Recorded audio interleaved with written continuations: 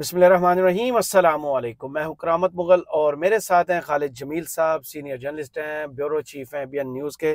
खालिद साहब, बज़ाहिर तो लगता है कि शहर इक़्तिदार में सुकून है।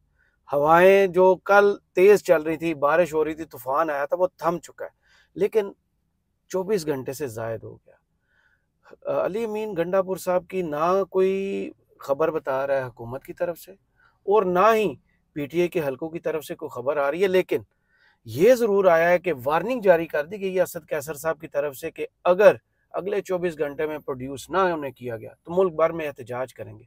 इंतज़ार किस चीज़ का है? मेरा ख्याल है कि पीटीआई की लीडरशिप अभी भी जो है ना कि एक वो रिस्ट्रेंट जो है उसका मुजाहरा कर रहे हैं और वो नहीं चाहते कि वो सारी बातें खुल के अवाम में की जाएं कि जिसके बाद जो थोड़े बहुत पर्दे एहतराम या एक रियासती जो तल्लक होता है कि जिसके अंदर एक रिश्ता बंधा हुआ होता है वफाक और सूबों का, कि उसके ऊपर कोई कारी ज़र्ब लगे, तो पीटीआई अभी उस तकद्दुस को, उस एहतराम को, उस रिश्ते को बरकरार रखने के लिए ये रिस्ट्रेंट का मुजाहरा कर रही है। और वो ये 24 घंटे दे रहे हैं कि आप 24 घंटों के अंदर अंदर ये कर दें, फिर अदरवाइज हम पूरे मुल्क के अंदर एहतजाज लेके जाएंगे। और फिर मेरा ख्याल है कि देखिए ना, बैरिस्टर गौर उस वक्त खैबर पख्तूनख्वा हाउस में थे जी जब ये रेंजर्स ने हमला किया केपी हाउस के ऊपर और तोड़ फोड़ की और अंदर घुस के सारी ये तूफान बदतमीजी की उन्होंने। तो बैरिस्टर गौर वहाँ पे मौजूद थे, वो आई विटनेस है, उनके सामने सब कुछ। वो चेयरमैन है पीटीआई, अभी सही। तक वो सामने नहीं आए, उन्होंने कोई बात बैरिस्टर नहीं की। गोहर। जी, जी। गौहर अली।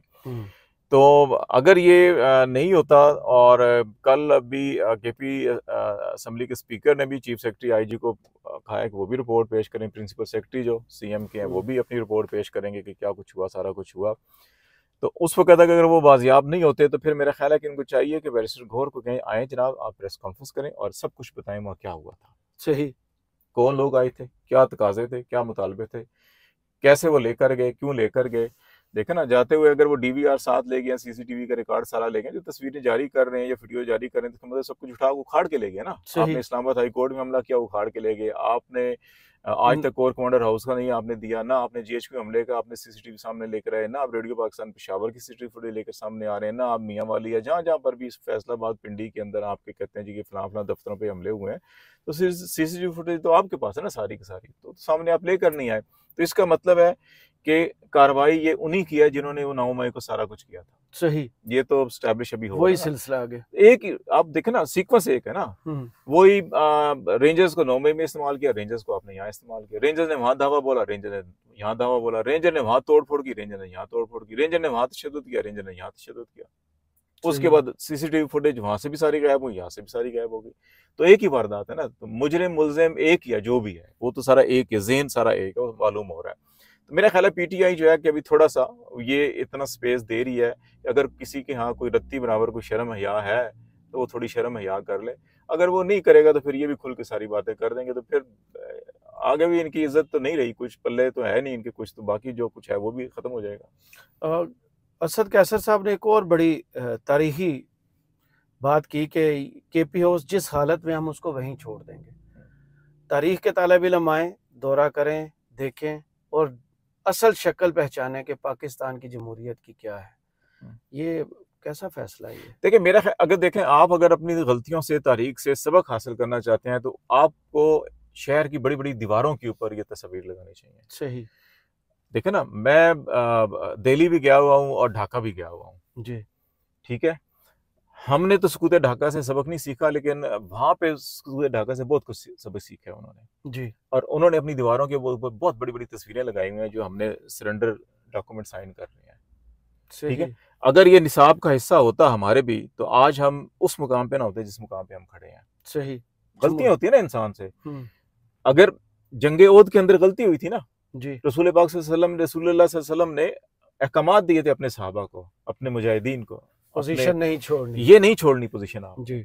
गलती हुई, खमियाजा भुगता, फिर तज्जिया किया गया, अल्लाह ने भी अहकामात सादर किए। देखें, गलती पे अल्लाह भी नहीं छोड़ता। सही। रहमतुल लिल आलमीन थे, सबसे बड़ी हस्ती हैं वो, महबूब तरीन हस्ती हैं वो, कायनात के मालिक और खालिक की महबूब तरीन हस्ती हैं। उनके सहाबा ने भी जब गलती की तो अल्लाह ने कहा कि ये गलती का अब अजाला ऐसे होगा। हमने क्या, हमने गलतियां की, हमारा मुल्क 2 लख्त हो गया, क्या हमने अजाला किया है? कुछ भी नहीं। हम वो गलतियां दोबारा दोहरा रहे हैं। सही। ठीक है, तो ये जैसे जिना हाउस को उन्होंने कहा जब महफूज रखेंगे, बच्चों को बताएंगे, जरा बच्चों को सीसीटीवी फुटेज भी निकाले वहां की, और वो भी बच्चों को, पूरे कौम के बच्चों को दिखाएं कि अच्छा ये आग लगी कैसे थी, आग लगाई किसने थी, कौन आए थे, कौन अंदर से थे, कौन बाहर से थे, सब बताना चाहिए हमें।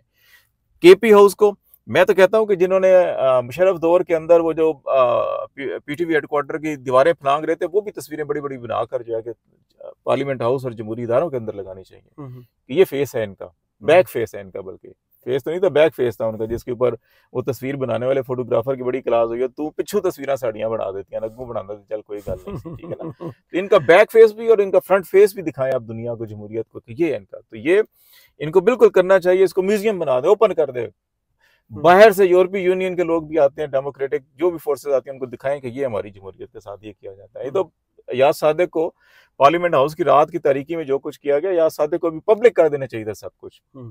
आप हाई कोर्ट रिपोर्ट मांग रहे, अब रिपोर्ट नहीं दे रहे, तो जब आप अपने हाथ पांव खुद काटेंगे तो बाहर से आके तो लोग छितर ही मारेंगे ना आपको पुट्ठा करके। तो ये इनको अब अगर सबक सीख रहे हैं तो ये इनको उन तमाम मकामात के ऊपर जहां जहां पर, ये तो इस्लामाबाद हाई कोर्ट की इस बिल्डिंग को भी जो इन्होंने खाली कर दिया, इस्लामाबाद हाई कोर्ट शिफ्ट हो गया, अगर ये जमहूरी हुकूमत होती और ये बूटों वाले अगर जाके हाई कोर्ट को रोंद रहे हैं तो उसको भी म्यूजियम बना दें। सही, ये है वो मकाम जहाँ पे आके उस कमरे को, जहाँ पे नहीं मैदर पंजोता साहब का भी खून निकला था, शीशे भी टूटे थे, वो जो बायोमेट्रिक्स वाला है, उसको तो नेशनल म्यूजियम का हिस्सा बनाना चाहिए। सही, तो फिर इनको जरा सबक पता चले कि नहीं यार, हम ये बार बार क्या हम चढ़ दौड़ते हैं जनाब, कोई इस हुकूमत की बात कर रहे हैं। कराची में जब मरियम नवाज के कमरे का दरवाज़ा टूटा था तो बिलावल भुट्टो ने बड़ी वो तूफानी किस्म की तकरीर की थी, बड़ी गैरत जागी थी। सिंध हाउस पर जब दरवाजे को खटखटाया गया था तो बड़ी गैरत जागी थी। अब केपी हाउस पूरे का पूरा तबाह किया गया है, जो कि सूबे की प्रॉपर्टी है, वफाक की नहीं है, वो सूबे की प्रॉपर्टी और सूबे की इलामत है। सीधा उस पर चढ़ दौड़ना क्या मैसेज है सूबे के लिए? देखिए मेरा ये ख्याल है, और बाकी सियासी जमातों का खामोश रहना उस पर, ये मुजरमाना खामोशी है। आज केपी असम्बली के अंदर उनके एक मिनिस्टर साहब तकरीर कर रहे थे। वैसे मैं तो ये कहता हूँ कि पाकिस्तान के बच्चों को, नौजवानों को, जिन्होंने पाकिस्तान का मुताला, पाकिस्तान की तारीख, पाकिस्तान का मुआशरती इल्म असल हकायक की रोशनी में देखना है, परखना है, समझना है, तो आज खैबर पख्तूनख्वा असम्बली की कार्रवाई को जरूर देखें। सही, ठीक है, ये असल पाकिस्तान ये है। वो पाकिस्तान जो हमने आपने बचपन में किताबों में पढ़ा वो तो है ही नहीं है पाकिस्तान। उसमें एक चीज ठीक है, सर्दियों में सख्त सर्दी होती है और गर्मियों में सख्त होती है जना, वो भी नहीं होती, और ना सख्त होती है ना कम होती है, बदल गया मौसम भी बदल गया, क्लाइमेट चेंज तो बात, ठीक है। तो ये चीजें जो है कि देखें, कल मरियम नवाज के साथ हुआ, दरवाजा तोड़ा गया, उससे पहले बेनजीर भुट्टो के साथ हुआ जी, ठीक है, फरियाल बीबी के साथ हुआ, ठीक है, आज इनके साथ हो रहा है, कल फिर लौट के इनके पास आएगा। ये नवाज शरीफ, शहबाज शरीफ, मरियम नवाज के साथ, ये जो है कि बिलावल के साथ, आसफा के साथ होगा कल ये, और इससे ज्यादा गंदा होगा अगर आज इन्होंने किसी का हाथ पकड़ा नहीं रोका। तो आज सिर्फ उन्होंने दरवाजे तोड़े हैं, कल इनकी गर्दनें तोड़ेंगे वो। सही, गर्दनें तोड़ेंगे। अभी जिस वक्त हम ये गुफ्तगू कर रहे हैं, एक मुलाकात इस्लामाबाद में जारी है और मौलाना फजल रहमान को पीपल्स पार्टी और नून लीग इकट्ठी चल कर जाके आईनी तरमीम पर मनाने की कोशिश कर रही है। अभी हालात तो नॉर्मल हुए नहीं, आईनी तरमीम का जिन फिर बोतल से बाहर निकालना। पंजी तारीख सिर ते खड़ी है ना करामत साहब, की करिए, मौत उस तोते दी जान फंसी हुई है पंजी तारीख है कि जनाब वो पंजी लंघ गई तो जनाब ये सारे के सारे मर जाएंगे सियासी तौर के ऊपर।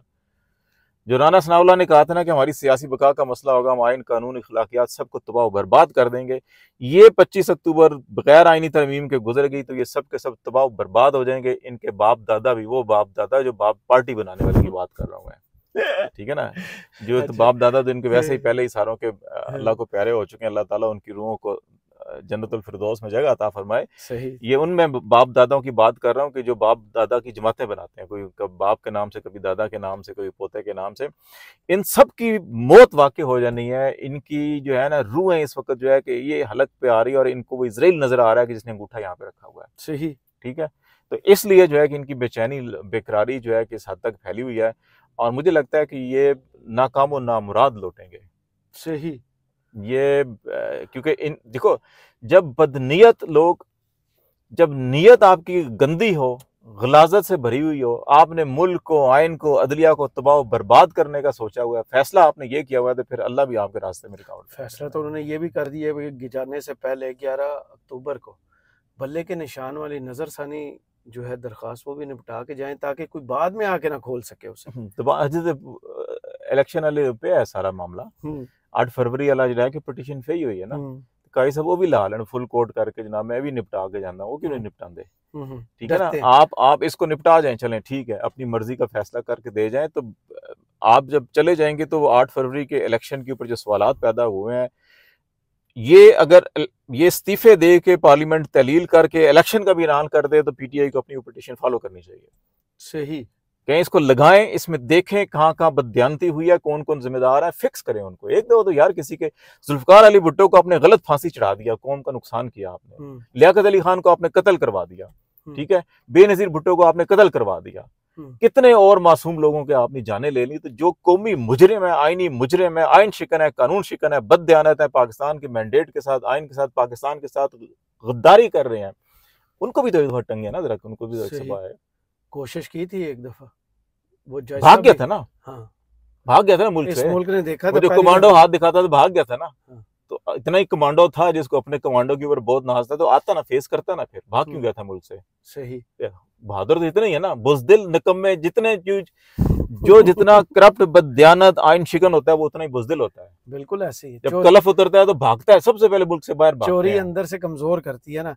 दूसरी जानब जब हम ये गुफ्तगू कर रहे हैं कि जाने से पहले वो काजी साहब जो हैं वो 11 सितंबर की लगा के जाएंगे, तो गारंटी दे के जा रहे हैं, या कल हमने जब गुफ्तगू की थी तो यही खबरें आ रही थी कि काजी साहब वो माजी का हिस्सा हो गए हैं, एक नोटिफिकेशन होने वाला है, कोई मुज़ाकरात बैकडोर चल रहे हैं, और अडयाला जेल से यही खबर आ रही है कि कहा गया है कि एक नोटिफिकेशन कर दें, शायद मामला ठंडे हो जाएं, लेकिन लगता है कि वो मुज़ाकरात नाकाम हो गए। वो देखो वो नोटिफिकेशन का मामला नहीं है ना। जब मैंने आपको कहा ना कि 8 फरवरी की अभी पिटीशन भी एक पड़ी हुई है ना, बात तो वहां फंसी हुई है कि जो मैंडेट है अवाम का, कल जो अडयाला में राब्ते हुए थे, मुज़ाकरात की बातें हैं। देखिए Imran Khan from day first जो है कि वो कहता है कि आइन की बालादस्ती, मैंडेट अवाम का हकीकी मैंडेट का एहतराम, उसके बाद फिर वो कहते हैं ये रिहाइश है, ये मुकदमात और ये सारे मामला हैं। और फिर अब काजी का मसला तो अब भी आया ना, आईनी तरमीम तो अब आई है ना। फ्रॉम डे फर्स्ट तो यही 3 मुतालबे हैं। जब उसको हुकूमत की पेशकश भी की गई कि आईजी पीयूष वाडी के साथ मिलकर हुकूमत बनाए, अभी भी कहते हैं, प्राइम मिनिस्टर भी कहता है हम तो पहले दिन से कह रहे हैं जी आप बनाए, वो कहते हैं नहीं असल मैंडेट लेकर आए ना। एक तरफ एहतजाज अभी भी डी चौक में जारी है, पूरे मुल्क में भी कॉल दे दी गई है। दूसरी जानब इसी टाइम पे मौलाना फजल रहमान के साथ मुज़ाकरात का आगाज करना, क्या पीटीआई को दो साइडों पे उलझाने की कोशिश की जा रही है कि ये महाज भी गर्म हो गया और वो महाज भी गर्म हो गया? नहीं, मेरा ख्याल है कि ये क्योंकि टाइम थोड़ा है तो मौलाना साहब से मिन्नत तरले कर रहे हैं, जाके कुछ कोशिशें पूरी कर रहे हैं, क्योंकि मोहसिन नकवी नाकाम हो गया, ठीक है, ये भी नाकाम हो गए। अब ये कोई दरमियानी रास्ता निकाल के अच्छा मौलाना को कहाँ पे मनाया जा सकता है। लेकिन मेरा ख्याल है मौलाना साहब समझ गए हैं चीज़ों को, वो इनके ट्रैप में नहीं आएंगे। और उन्होंने उस दिन प्रेस कॉन्फ्रेंस भी की और कहा कि नहीं आप इसको मौखर करें, उस मामले को एससीओ के बाद जो है कि फिर बैठेंगे बात करेंगे, अभी इसको छोड़े पड़े आप, ठीक है। तो एससीओ के बाद तो फिर इनके दिन ही पूरे हो गए ना। हाँ, फिर तो आखिरी हफ्ता, फिर तो ਤੁਹਾਡੇ पंजाबी च कहते ना साता ही रह जाता है। सही, जो पंजाबी नहीं समझते उनको बता दें साता क्या होता है। बस पल्ले कुछ नहीं होते। आखिरी जो अभी गुफ्तगू की मोहसिन नकवी साहब ने, कल वो कह के गए थे कि हम लाशों पर सियासत पीटीआई करना चाह रही है। आज एक शख्स का इंतकाल होता है और उस लाश को बार बार बयानात से, फिर आईजी साहब का तो ये लगता था रोते रोते शायद चूड़ियाँ भी तोड़ दें, इस हद तक वो गमजदा हो गए हुए थे कि जो कांस्टेबल हैं उनको पीटीआई के शरपसंदों ने शहीद किया। उनके बेटे का बयान सामने आता है कि नहीं नहीं वो तो दमे के मरीज़ थे, उनको सांस का मसला था, तो उनके आंसू गैस की वजह से उनकी तबीयत ख़राब हुई जिसकी वजह से उनका इंतकाल हुआ। तो लाशों पर सियासत, मोहसिन नकवी की परफॉर्मेंस पर भी सवालात उठना शुरू हुए, कोई इस्तीफे की बातें भी चल रही थी। जिसके ना कोई आगे ना कोई पीछे, ठीक है, ना कोई सियासी बैकग्राउंड, ना कोई सियासी तल्लक। इधर इस्लामाबाद पिंडी के अंदर आपको पता है कि ये इंटरनेशनल मीडिया का कोऑर्डिनेटर टाइप का फिरता था ये बंदा, ठीक है, स्टिंगर ऑफ CNN, ठीक है। वहां से इसने किस किस के साथ तल्लकात बनाए, कैसे कैसे तल्लकात बनाए, सारी दुनिया को पता है। लेकिन उस दौर में ठीक है, फिर देखो मेरी बात ये सुने कि अभी आप ये चला रहे हैं, अल्लाह ताला आपके रिस्क में बरकत डालें, आप भी एक दिन होगा रेंज रोवर ले लेंगे, ठीक है। आप शायद थोड़ा टाइम लगेगा क्योंकि आप वो तमाम जरा इस्तेमाल नहीं करते जो इस जैसे लोग इस्तेमाल करते हैं, हलाल ही ठीक है ना, ठीक है ना। तो वो बात यह है कि आप रिश्तेदारियों की बुनियाद के ऊपर चिल्ले काट काट के ये फलाना रिश्तेदार फलाना ओहदे ते आ जाए, फिर आप सेनेटर भी बन जाए, आप चेयरमैन भी बन जाए, आप केयर टेकर भी बन जाए, आप वज़ीर दाखिला भी बन जाए, पल्ले है कि भाई कल तेरा रिश्तेदार रिटायर हो जाएगा, तेन किसी ने पूछना भी नहीं। बिल्कुल ऐसे ही भाग जाएंगे ना सारे, इधर रहेंगे। ठीक है, इन्होंने कोई किसी ने पूछना भी नहीं है। तो ये जिस किस्म की प्रेस कॉन्फ्रेंस है, जिस किस्म की बात करें, कल इन्होंने वीडियो जारी की कि ये जख्मियों की आदत, ये वो एक वो जो जवान था यहाँ पे गालबन पोली क्लिनिक पे था कि वो एडमिट था, अगर इतना कोई शदीद जख्मी होता, इतनी कोई हालत होती, इन जैसे आप शोधे लोगों के जनाब छोटी छोटी बातों के ऊपर पहाड़ राई का पहाड़ बना के जो कहानियां सुनाते हैं, आपका क्या हाल है कि कल हमें प्रेस रिलीज और सिविल साइड से भी और ज़राए साइड से भी और सिक्योरिटी ज़राए से भी और इंतहाई जिम्मेदार ज़राए से भी और बहुत काबिल यकीन ज़राए से भी आपको 1000 खबरें आ जानी थी जनाब। मेरे सारे आधे से ज्यादा रिपोर्टरों ने आपको टिकर भेज भेज के मार देना था जनाब। आज भी मैं कि इतने संगीन सूरत हो, इतने जवाना के खिलाफ हालत गैर हो गई है, जख्मी था वो खड़ा था, अब उसके अपने फैमिली मेंबर ये कह रहे हैं कोई दिल का मरीज था या सांस का मरीज था, ठीक है बेटा है, और वो कहता है मेरी बात भी हुई और वो छुट्टी लेना चाहता था, उसको छुट्टी नहीं दी आपने, उसकी ड्यूटी ऐसी जगह पे लगाई हुई है शेलिंग के, अच्छे खासे सेहतमंद बंदे, आप वहां से दिन भाग गए थे हमें अकेला छोड़ के। मुझे और अहमद फरहाद को हम भी बच गए शेल से भी और फायर से भी, तो आपकी हालत गैर हो गई थी, आप जैसे जवान सेहतमंद आदमी और सईद बलोच जो है कि दोनों वहां से निकल आए थे। तो अब मुझे बताएं, वो बेचारा दिल का मरीज बुजुर्ग आदमी रिटायरमेंट के करीब है, 60 साल के करीब है ना, इसका मतलब ठीक है। अब उसको जब अब सफोकेशन होगी तो क्या होगा उसके साथ? बिल्कुल, तो इसका ऑलरेडी दमे का मरीज ठीक है, तो इसका तो फिर जो है कि मलबा जो पीटीआई भी नहीं, इसके तो फिर अपनी हुकूमत के ऊपर जाते हैं। बिल्कुल, आपने एक बीमार बंदे को ड्यूटी पे बुलाया हुआ है और जबरदस्ती कर रहे हैं, तो ये तो उनकी फैमिली मेंबर्स के मुताबिक तो फिर ये सूरत हाल है ना, तो फिर इसको तो इनके खिलाफ मुकदमा होना चाहिए फिर, और क्या पता हो भी जाए, एक फारग हो जाने कल कोई आ जाओ जनाब इत्थे आओ। दूसरी जानिब अलीमा खान और अज़मा खान को आज प्रोड्यूस किया गया, आज कोर्ट में पेश किया गया और फिर एक रोज का जिस्मानी रिमांड दे दिया गया। जरताज गुल साहिबा को गिरफ्तार किया गया, कन्फर्मेशन उनके घर से आई कि 3 MPO के तहत गिरफ्तार को कहीं प्रोड्यूस नहीं किया गया। अभी हमने इस्लामाबाद से एक बड़ी गिरफ्तारी की खबर सुनी कि आजम स्वाति साहब को भी गिरफ्तार कर लिया गया। तो वहाँ से जब जारहाना बैटिंग स्टार्ट हुई अडयाला जेल से, तो यहाँ से फिर जवाबी वो बाउंसर मारना शुरू हो गए कि दोबारा गिरफ्तारियों पे गिरफ्तारियां शुरू। नहीं, ये तो फ्रस्ट्रेशन, मेरा नहीं ख्याल कि जवाबी है, ये तो फ्रस्ट्रेशन की इंतहा पे पहुंचे हुए हैं। जैसे जैसे 25 तारीख करीब आएगी, आप भी जरा मुताद रहा करें जनाब। मैं तो बाहर जाना छोड़ दिया ना, मैं उस तरफ जाता ही नहीं जिधर मुजाहरा कोई औरत पूछ के ना पूछ के शनाख्त करके मार दें। आज जब मैं वीडियो रिकॉर्ड कर रहा था जो मैंने अभी थोड़ी देर पहले लगाई है, उसमें वो बुलेट फायर सीधे हुए थे, जिसकी वजह से वीडियो मुझे छोड़ना पड़ी। ठीक है ना, तो ये देखो ना, ये जैसे 25 तारीख करीब आएगी तो बिलावल भुट्टो साहब का देखें, वो कहते हैं 25 तारीख लंघ गई तो बड़ा मसला खराब हो जाएगा, साड़ी मजबूरियां समझो। ठीक है, तो आप समझें जनाब, बिलावल भुट्टो जैसे जो है कि बेनजीर का बेटा जुल्फकार अली भुट्टो का नवासा जो है कि मिन्नत तरले करने पे आया हुआ है, रोना पिटना डाला हुआ है कि मर जाएंगे हम अगर 25 गुजर गई तो बाकियों की क्या हालत होगी। तो पीटीआई को यौम निजात डिक्लेयर कर देना चाहिए 25 को, पूरे मुल्क में मनाई जाए। आनते दो जरा। वो तो कल से आपको पता है क्या दमादम मस्त कलंदर शुरू होने वाला है मुस्तफैन काज़मी साहब के साथ जो सलूक हुआ। आनते दो, कल तो वकील भी आ रहे हैं, कर लेन काबू सारियां नु, मारन वकीलां नु, मारन सियासतदानां नु, मारन सियासी सहाफियां नु, मारो सिविल सोसाइटी नु, मार दो सारियां नु, तुसी कल्ले कर लो जो करना जाए। सही। खालिद जमील साहब बहुत शुक्रिया आपके वक्त का, कमेंट्स बॉक्स में जरूर बताइए वीडियो आपको कैसी लगी। इजाजत दीजिए, अल्लाह हाफिज।